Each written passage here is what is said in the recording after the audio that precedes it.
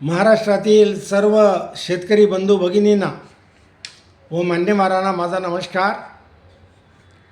Doctor Ramchandra Sable official YouTube चॅनलमध्ये आपणा सर्वांचं स्वागत करतो.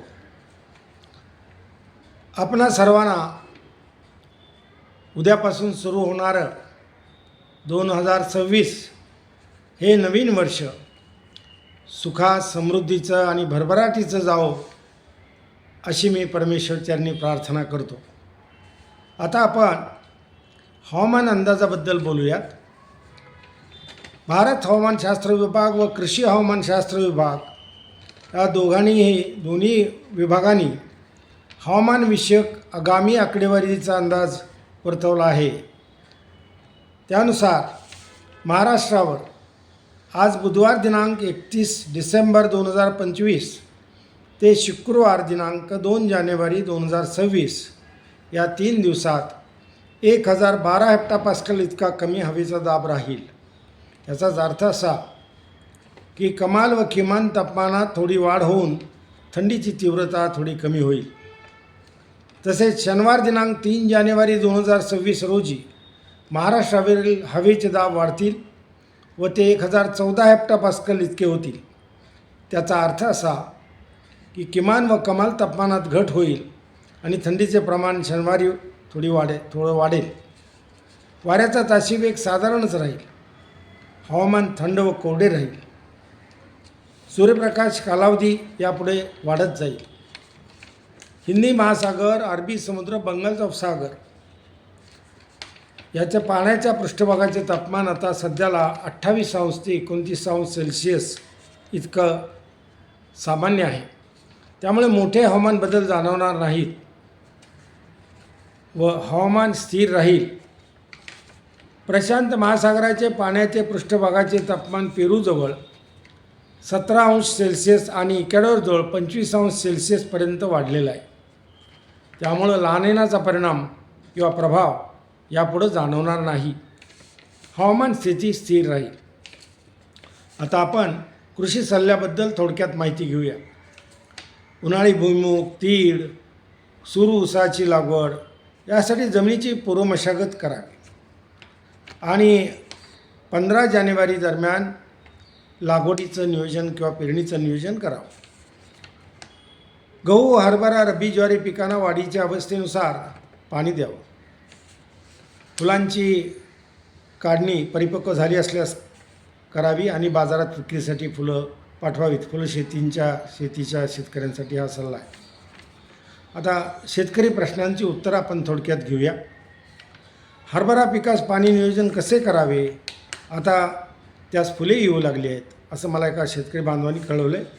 आता हरभरा पिकास फुलोऱ्यात पीक येताच पाणी द्यावं. म्हणजे आता पाणी तुम्ही द्या व घाटे भरण्याच्या अवस्थेत पाणी दिल्यास उत्पादन चांगलं येतं. मार्च महिन्यात पाऊस आहे का ते सांगा. हा प्रश्न मला वारंवार विचारला आहे. तर सध्याचा हवामानाची स्थितीचा अभ्यास करता मार्च महिन्यात पावसाची शक्यता मला तरी काही सध्या दिसत नाही. 2026मध्ये काही जण सांगतात की पाऊस कमी होणार आहे तर काही म्हणतात चांगला होणार आहे. खरं काय? यावर तुमचं मत काय? आता माझ्या मते हवामान अंदाज ही एक शास्त्रोक्त पद्धती आहे व मी त्यासाठी महाराष्ट्रातील 15 स्थानिकांचा 30 वर्षाची आकडेवारी घेऊन त्याची मॉडेल बनवलीत. त्याचं भारत सरकारचं अधिकृत पेटंट माझ्या नावावर आहे.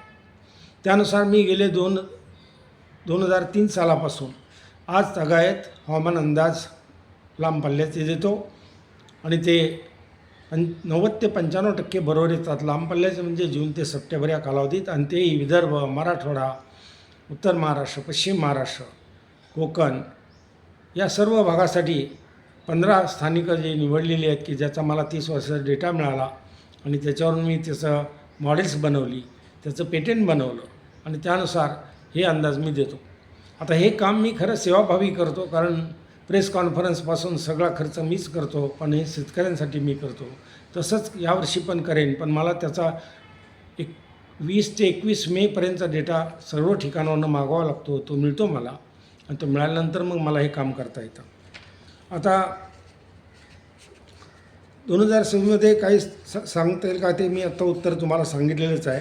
आणि त्यानंतर मग आपण लांब पल्ल्याच्या पावसाचे अंदाज 1 जूनला मी एवढ्यासाठी देतो की सर्व डेटा आल्यानंतर तो प्रोसेस करायला वेळ लागतो, तो वेळ त्याला द्यावा लागतो.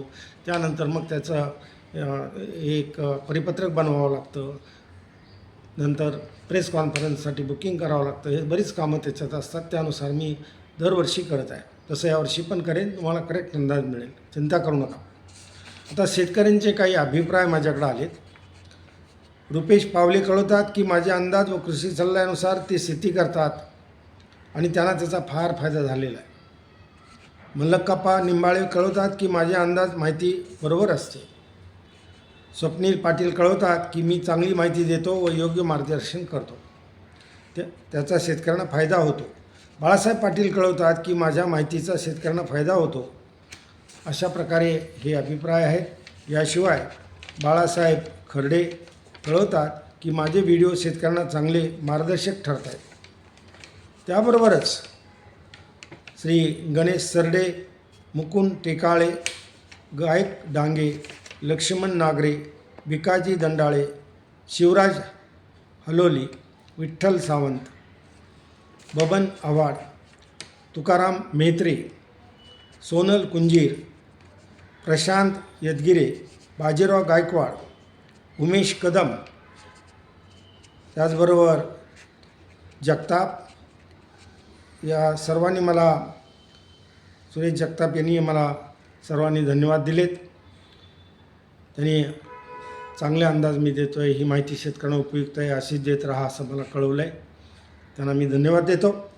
याशिवाय श्री गजेंद्र आंबेकर यांनी मला देव माणसाची उपमा दिली, त्यांनाही मी धन्यवाद देतो. आपणा सर्वांना शेवटी पुन्हा एकदा धन्यवाद देतो आणि पुन्हा भेटूया पुढच्या बुधवारी याच चॅनलमध्ये आणि हवामान आणि पावसाचे अंदाज आणि कृषी सल्ला आणि इतर सर्व माहिती आपण ऐकूयात. धन्यवाद देतो आपणा सर्वांना. जय हिंद, जय महाराष्ट्र.